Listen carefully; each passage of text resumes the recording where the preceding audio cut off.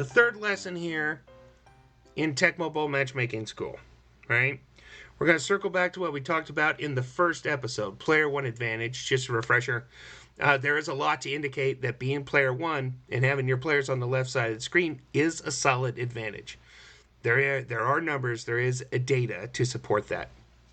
We got a positive win rate. You got more points scored per game on average. So for the sake of this upcoming discussion, we're just going to agree that player one is an advantage.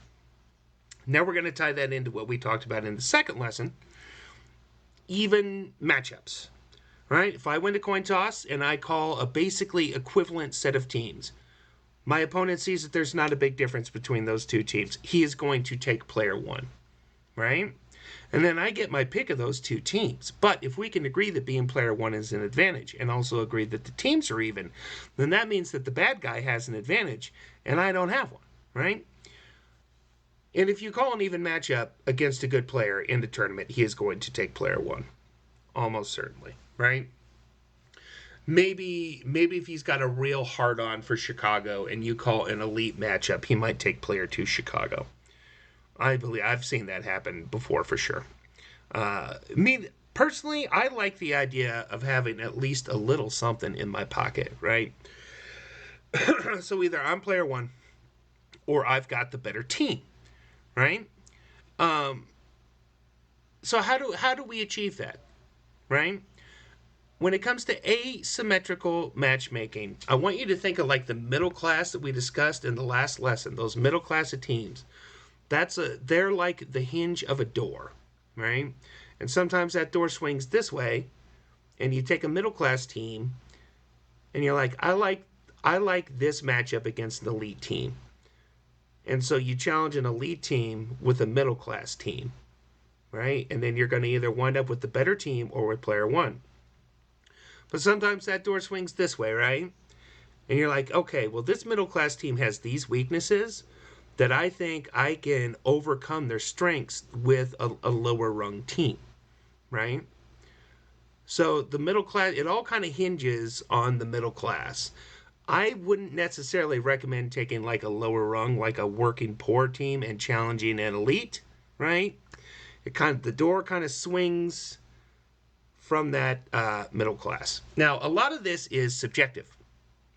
It really comes down to your preferences on how you like to play, right? And so instead of like going through potential matchups, because one, I don't want to give everything away that I've been thinking about. We do have a tournament to play here in a month. But what I am going to do is I'm going to quickly run down the middle class teams. We're going to talk about some of their strengths that might allow them to play up in competition, but also touch on some of their weaknesses that might make them vulnerable to a challenge from a lesser team. All right. Let's start with Denver. I generally, in tournament play, consider them to be the fourth best team. You could make an argument for any middle class team. Generally, I think it's Denver because Elway is so good and they have a versatile defense. Specifically, inside linebacker Carl Mecklenburg. You can use Mecklenburg to defend the run against Chicago. All right. That's big. And Mecklenburg's more than capable of riding herd on Walter Payton. On top of that, top defensive end Rulon Jones. He's not as good as Mecklenburg, but he's solid, right? He's very useful against San Fran. And then when San Fran calls the shotgun play, then you can be Mecklenburg. And Mecklenburg has the speed to defend that play as well. So Denver's pretty well suited against a couple of the elite teams. On the downside, though, Mecklenburg cannot play a useful role against New York when the door swings one way, or Dallas when it swings the other. And so what that means is that the offense can then target Rulon Jones in the run, and that makes them vulnerable. Seattle is kind of a similar use case to Denver. They have a very good back in Kurt Warner. Warner can get first downs against any defense. Top inside linebacker Fred Young is one of the best defenders in the game. He's even a little better than Mecklenburg. His use situations are the same as Mecklenburg, so you can use him against Chicago, use him against all the middle-class teams. Those guys can play a role against Miami.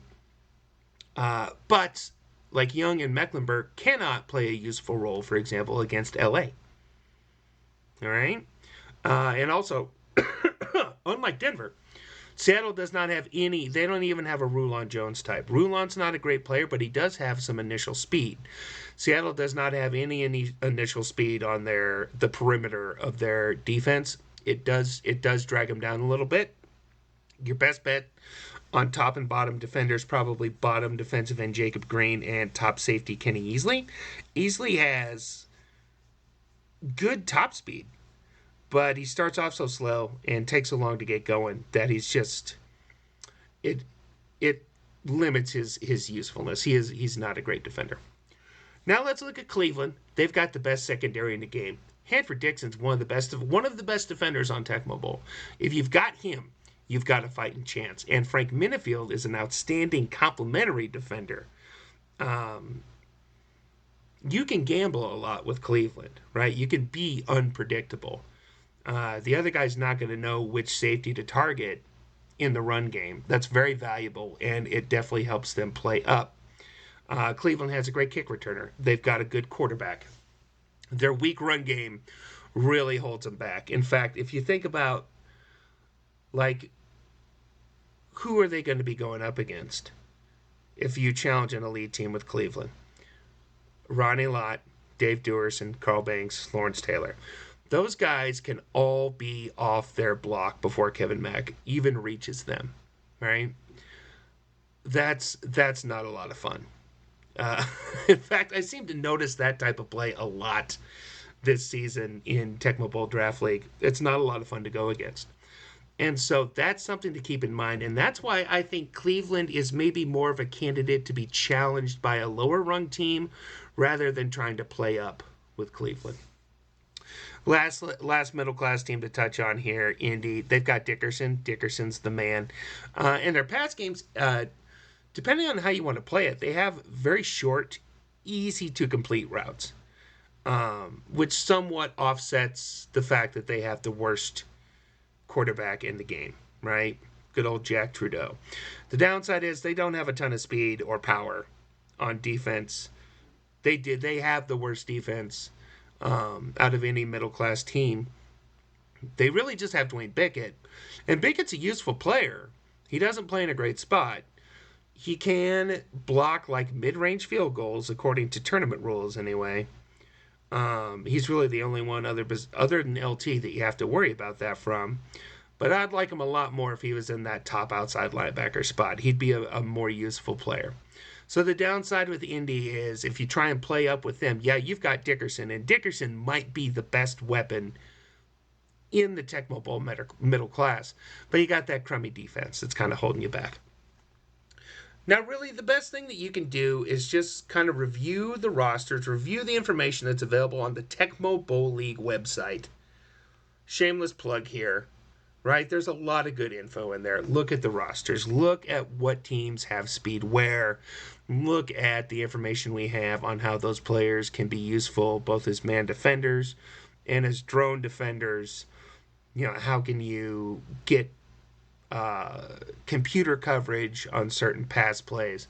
We've got all that information posted there, and I would suggest taking a look at it. The one thing I would encourage you to keep in mind with asymmetrical play calling, or matchmaking rather, is just assume that you're going to end up with the crappier team. That's the mindset you want to have, right? So you can call Dallas versus Chicago, and you'll definitely get player one, but then you've actually got to play that matchup, and that sucks. So you want to be mindful. What's the worst team that I can beat a good team with is basically how you want to look at it, right?